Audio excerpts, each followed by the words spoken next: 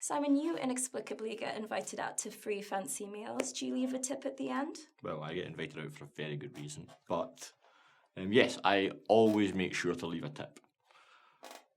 Don't eat yellow snow.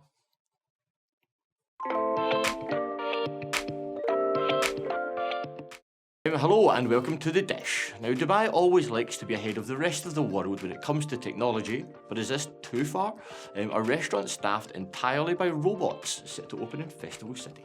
Customers will order using iPads, and then robotic arms will prepare drinks such as tea and coffee and also serve customers. We've seen similar in Tanuki at Dubai Mall, which has a robot greeter, and there's also Ruby, the robotic waitress at Drink and Spice Magics in Bur Dubai. Yeah, I'm against this fully. What's wrong with the personal interaction and having that human touch, you know? Do the servers really get paid so much that it's better to get rid of them and replace them with robots? I doubt it. This is Skynet waiting to happen. I don't think these robots are going to rise up and take over the world anytime soon. That's exactly what John Connor thought, and well, look what happened there. That's true. Plus, how long until we're replaced by robots? Would you really want to swap my authentic Scottish lull for some Stephen Hawking sounding machine? Yes. No. Yes, I would, 100%. At least people would understand you.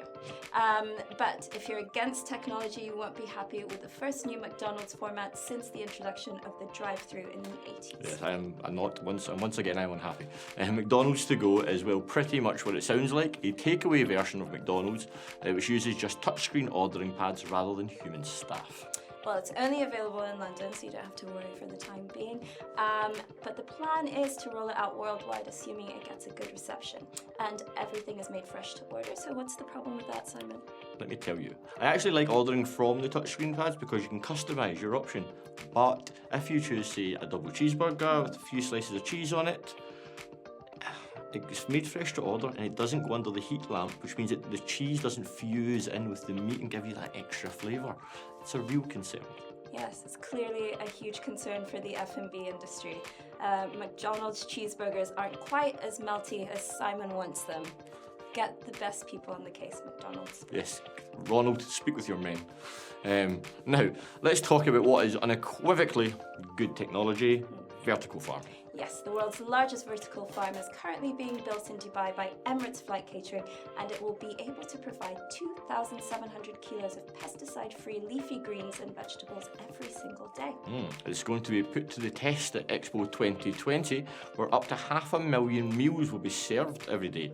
So the positive impact that this will have on the environment, instead of flying this produce into the desert every day, it will be grown pretty much on site. It's fantastic. Nice local produce. No concerns about technology there? No, absolutely not. I think this is safe technology. I mean, vegetables aren't going to take over the world, are they? I think I could take a lettuce in a fight. Well, let us see. I'm not so sure, but some more news just in, Simon. Dubai is having a dry day this weekend. Dubai Tourism has just announced that from 6:30 p.m. on Friday until 7:30 p.m. on Saturday, no alcohol will be served. Yes, obviously it's a good thing though as well, because it means that Eid is coming up, and from Sunday to Tuesday I believe we'll be off work. Yes. Always good news. It's interesting to see how much Dubai relies on alcohol in a way that, say, Saudi Arabia doesn't. Yeah, absolutely. Yes, we've had Marriott VP of F&B Christian Abel tell Hotelier that he doesn't think that the country needs alcohol to continue its huge rise in its F&B sector, especially with millennials, even in the Western countries, drinking less than ever before. Yeah, Antonio Gonzalez from Sunset Hospitality said much the same to me. They are taking black tap and other concepts to the kingdom with the expectation that it will be a bigger market than Dubai in just a few years. Which makes sense due to the significantly bigger population. Absolutely, but to me, Dubai is still head and shoulders above the rest of the Middle East at the moment when it comes to F&B. So it's hard to imagine anyone taking over, but very interesting to see it happen. Yeah, definitely. Now Claudia, There's a new vegan restaurant in City Walk. Wow. Veganity. Well, that's interesting because there's a lot of vegan restaurants in town at the moment. Very popular. Yeah, what's new about it? Is there anything? Yeah, so it actually started off as a meal prep website that you just ordered, but now they've got their own actual physical store location in City Walk. So if you're a vegan, get down there and check it out. Soft opening is right now. And finally, let's end on a feel-good story. A restaurant here in Dubai has been quietly giving away free meals to the hungry for the past year.